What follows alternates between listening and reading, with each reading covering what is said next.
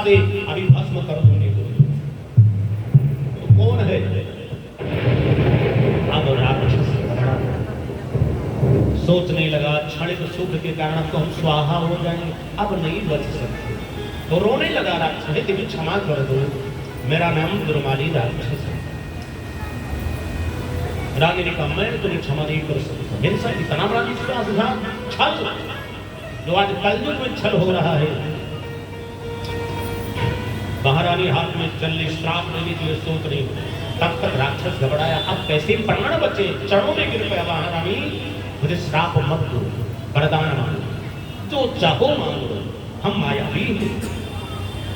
महारानी ने कहा मूर्ख, मुझे कुछ नहीं चाहिए, मेरे पति के सिर पर ताज है और मथुरापुरी जैसा राज है, कोष है, खजाना, क्या चाहिए मुझे? कुछ नहीं चाहिए। लेकिन राक्षस बड़ा चालाक, वो समझता था रानी के सब कुछ है लेकिन एक पुत्र नहीं, बस महारानी को लालच देना पड़ा। हे महारानी मुझे श्राप दो। महारानी 3 मंजिल का मकान हो, दिव्य भव्य भवन हो, लेकिन उसमें किलकारी मारने वाला एक बालक न हो तो घर संतान बिना सुना, इसलिए हम पुत्र का वरदान देते हैं। जैसे इतना कहा, अब रानी यही लालच में, लोभ पापस्य कारणम, जो व्यक्ति लालच में पड़ जाता है उसका पतन हो जाता है। इसलिए किसी कवि ने बड़ा सुंदर लिखा कि मच्छी बैठी शहद पर और दोनों पैर अड़ाय और धंसते धंसते धंस गई कि लालच पूरी बलाए। इसलिए लालच में नहीं पड़ना। महारानी पौंगे का लालच में पड़े, चलो जो होनी था हो गया, अब एक पुत्र मिल जाए, कोई बाल बच्चे था नहीं, बस इसी लालच में पड़े। कहीं कहीं कुछ हमारे लोग चूक जाते हैं लालच में, कुछ माताएं घबरा जाती हैं, लड़के का विवाह हुआ, बहू घर में आ गई, 3 साल हो गया, कोई बाल बच्चे नहीं हुआ, बस भटकने लग जाती है। ऐसे नहीं भटकती है, दुखना बाबा के पास नहीं आएंगी, काली भवानी नहीं आएंगी, पता नहीं कौन कौन मजार बाजार दरगाह पहुंच जाती है और अपने हिंदू धर्म को भ्रष्ट कर देती है। इसलिए याद रखना, धर्मो रक्षति रक्षिता, हमारे भोलेनाथ सबको देने में समर्थ हुआ है, हमारी काली मैया, हमारे देवता सबको देने में समर्थ। इसलिए भटकना मत, अपने धन धर्म को मत भ्रष्ट करना। आज लालच में पड़ गई, उस राक्षस ने आशीर्वाद दिया कि हमारे तुम्हारे अंश से और हैं बालक एक, और महाप्रतापी भुज बली और जीतई भूप अनेक, और द्वारिकाधीश भगवान की और वही गर्भ रह गया। ये बात महाराज को नहीं पता था। जब महाराज रानी ने यही गलती किया, राजा को बता देती ना तो संत महात्मा को बुला करके धार्मिक संस्कार करवा देते, कुछ राक्षस न पैदा होता, धर्मात्मा। जैसे प्रहलाद राक्षस के पुत्र थे, लेकिन गर्भावस्था में नारद बाबा ने नवधा भक्ति सिखा दिया, प्रहलाद धर्मात्मा।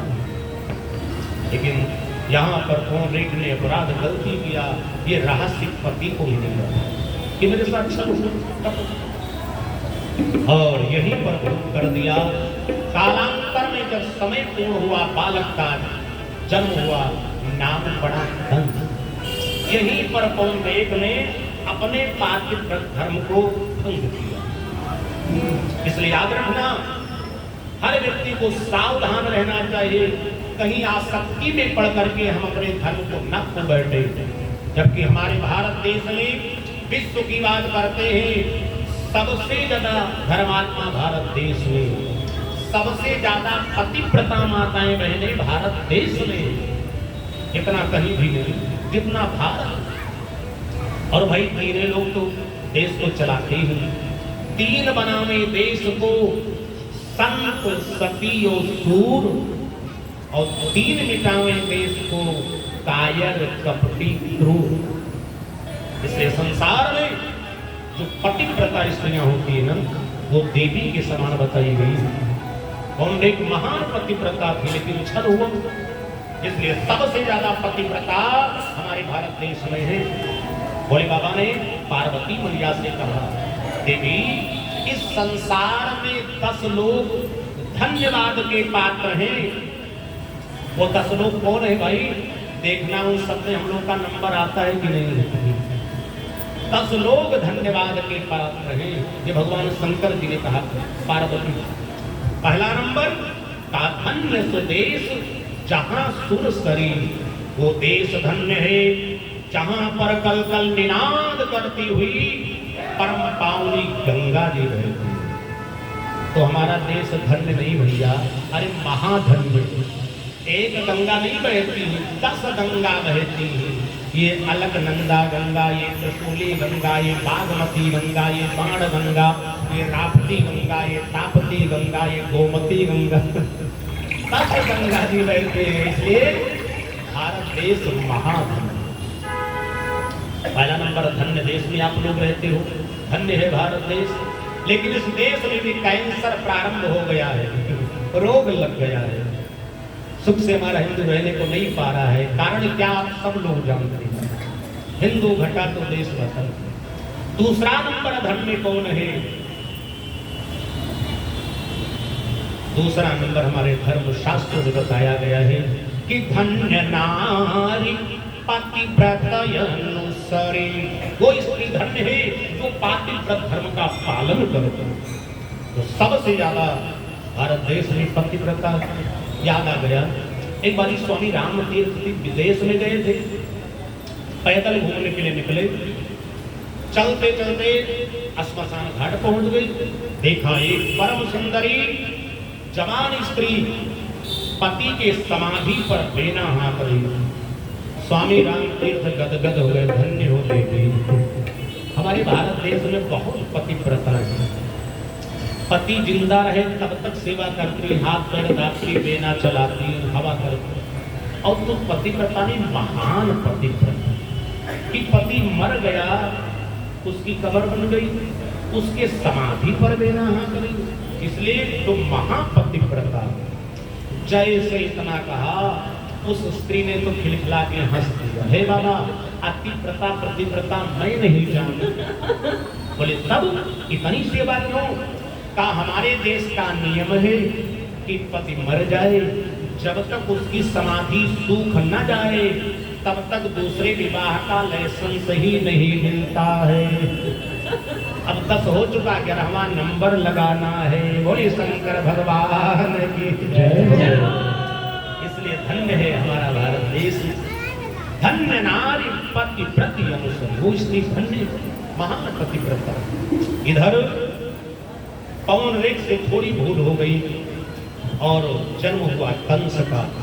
जैसे कंस का जन्म हुआ, महाराज उग्रसेन ने जातक संस्कार कराया, बड़े बड़े विद्वान को बुलाया।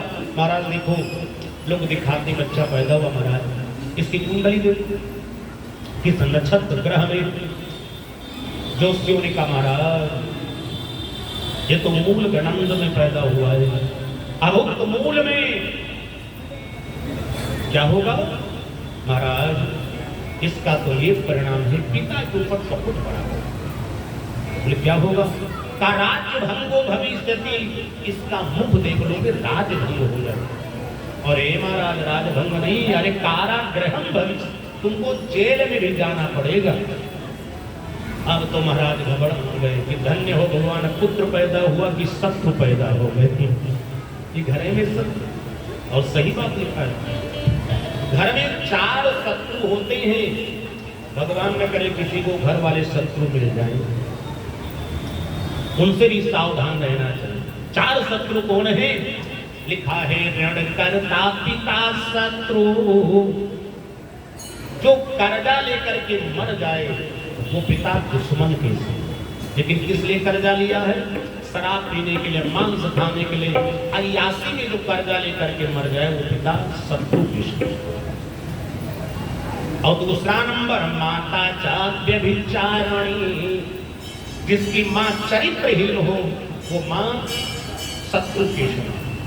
तीसरा नंबर रूपवती भारिया शत्रु। दुष्ट पत्नी मिल जाए, चंचल पत्नी मिल जाए तो शत्रु की समान। कब किसके साथ आसक्ति उसकी बन जाए, दुष्टता कर दे, तुम्हारे लिए काल बन जाएगी। और चौथा शत्रु का पुत्र शत्रु पंडिता, अपना पुत्र मूर्ख मिल जाए। ये घर के चार कहो बेटा आज उत्तर जाना है, बलरामपुर जाना है, सीधे कानपुर जा रहा है। कहो उत्तर जाना है, दक्षिण जा रहा है, मूर्ख पुत्र मिल जाए, ये घर के चार दुश्मन। इसलिए हमारा धर्म शास्त्र कहता है कि चार लोगों को छोड़ देना है। भाई वो चार लोग कौन है? नहीं तुम्हारे काल बन सकते हैं। चार कौन है? कहा दुष्टा भार्या सठम मित्रम अभ्यस्तोत्तरदायका और ससर्प गृहे वासो मृत्युरेव न संशय। ये धर्मशास्त्र कहता है दुष्टा भार्या या चरित्रहीन स्त्री हो तो मारना नहीं चाहिए, छोड़ देना चाहिए। मारोगे तो जीवन बर्बाद होगा, जेले में सड़ जाओगे, छोड़ देना चाहिए। दूसरा नंबर सठम मित्रम, विश्वासघाती मित्र मिल जाए तो भी छोड़ देना चाहिए। तीसरा नंबर उत्तरदायक, जवान लड़ाने वाला नौकर मिल जाए उसको भी छोड़ देना। क्यों? चारों की व्याख्या बताई गई। दुष्टा भार्या आप लोगों ने कई बार देखा होगा, बलरामपुर की रानी ने राजा को 3 बार जहर दिया। सैयद मोदी बैडमिंटन के खिलाड़ी थे, उनकी पत्नी अमिता मोदी ने पति को ही मरवा करके आसक्ति में फंस गई। आसक्ति माने मोह। अब आसक्ति कभी भी आसक्ति उसका समय नहीं होता, कहीं वो किसी को भी आसक्ति आती। पति को मरवा करके संजय सिंह से विवाह, अरे दूर को जाने तो फरासा के पास मास्टराइन ने पति को मरवा के दूसरी शादी कर दी। इसलिए दुष्ट मिल जाए पत्नी छोड़ देना चाहिए। दुष्टा भार्या सठम मित्रम, विश्वासघाती मित्र मिल जाए छोड़ दो। आपके घर बैठे चाय पानी पीते हैं लेकिन मन में ईर्षा है। देखो साथ ही में पढ़े लिखे थे, खेले थे, आज ये करोड़पति है तो रोडपति है, रोड छाप मन में जलते हैं। जाकर के दुश्मन से मिल गए, आज ये बलरामपुर जा रहे हैं, रास्ते में बदमाश लग गए, धड़ाम गड़ाम हो गया, काम तमाम हो गया। इसलिए विश्वासघाती मित्र को छोड़ देना चाहिए। तीसरा नंबर है उत्तरदायक, जवान लड़ने वाला नौकर छोड़ देना चाहिए। मालिक से ईर्षा करता है, मालिक डांट दे तो बड़बड़ाता है, छोड़ दो। ये जानते हो उसको ये भ्रम रहता है कि रातों दिन हम मेहनत करते हैं और आनंद तो मालिक उठाते माल काटते। इसलिए दुश्मन से मिल जाएगा और जा करके रहस्य बता देगा, कहाँ पर सोते हैं, कहाँ पर माल पानी रखते हैं, कब ड्यूटी पर जाते हैं, कब क्या करते हैं। और जैसे दुश्मन से मिल गया नौकर, तो लिखा है बिना नौकर लिए चोरी होती नहीं। इसलिए दुष्ट नौकर को छोड़ देना चाहिए। नौकर मिल जाएगा, चोरी का सब कुछ संभव है। लिखा है ग्रह बिन खेद और भेद बिन चोरी और नहीं बहुत तो धोरी धोरी। इसलिए नौकर छोड़ देना चाहिए। चौथा नंबर ससर गृहे वासो, जिस घर में सांप रहते हो बंगाली बला कर निकाल देना चाहिए। और यदि सांप की बांध हो तो घर ही छोड़ देना चाहिए। नहीं आधी रात में पता नहीं कब कौन नाग निकल आवे, घर के परिवार को रात में बाथरूम जा रहे हैं और डस लिए, परिवार खत्म हो जाएंगे। इसलिए धर्म शास्त्र कहता है चारों में से एक मिल जाए सावधान। और जिन भाग्यशाली को चारों चार इकट्ठे मिल जाए उनको तो दिन गिनना चाहिए कि पता नहीं कौन अटैक कर दे, 15 दिन चले कि 1 महीना चलते। इसलिए भगवान न करे चारों किसी को न मिले। बड़ी द्वारिकाधीश भगवान की जय। इधर जब जातक संस्कार किया दोषियों ने कहा महाराज ये मूल गणंत में पैदा हुआ है। बोले क्या करें? मुख देखोगे जेल में चले जाओगे, राज चला जाएगा। राजा ने कहा इसका मुख ही नहीं दे। नार विवार के सहित जमुना में प्रवाहित किया। महात्मा लोग स्नान कर रहे थे। महात्मा कहा अरे पेटी में क्या है? जब उस पेटी को खोला तो बड़ा सुंदर देखा कि सर्वांग सुंदरम दिव्यम।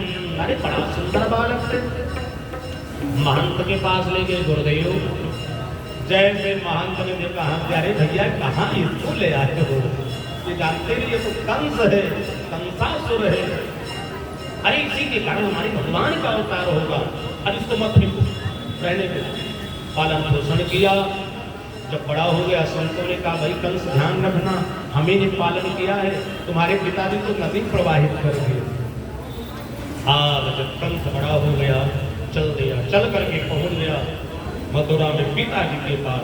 जब पिता के पास पहुंचा प्रणाम नहीं किया, शिष्टाचार भूल गया, प्रणाम नहीं किया। करता क्या है, हाथ पकड़ करके धरती पर पटक दिया और स्वयं सिंहासन पर बैठ गया। उग्रसेन कुछ बोलना चाहते थे, आदेश दिया जेल खाने में बंद कर।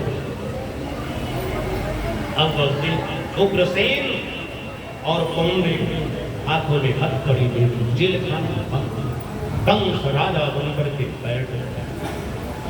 आधी रात का समय है, संसार के सब लोग सो रहे हैं, लेकिन दो लोग रो रहे हैं। कौन कौन? उग्रसेन और कौंडिन्य। उग्रसेन ने कहा देवी कौंडिन्य तुम मेरी धर्म पत्नी हो, हमारे सुख दुख के साथी।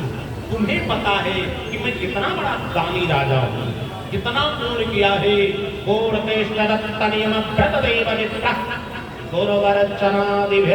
भगवान परेशा, मैंने मंदिर बनवाया है, गौशाला, गौशाला, देवालय, गुरुकुल, पाठशाला सब बनवाया, ठाकुर भंडारा यज्ञ दिया। अरे जब इतना पूजा पाठ तपस्या, वो सब पूर्ण कहाँ चला गया देवी? बुढ़ापा में हाथों में जपमाली और भगवान का भजन होना चाहिए। यह देखो बुढ़ापा में हथकड़ी बेड़ी, मेरा सुकर्म कहाँ चला गया देवी? कहाँ का पाप उदय हो गया?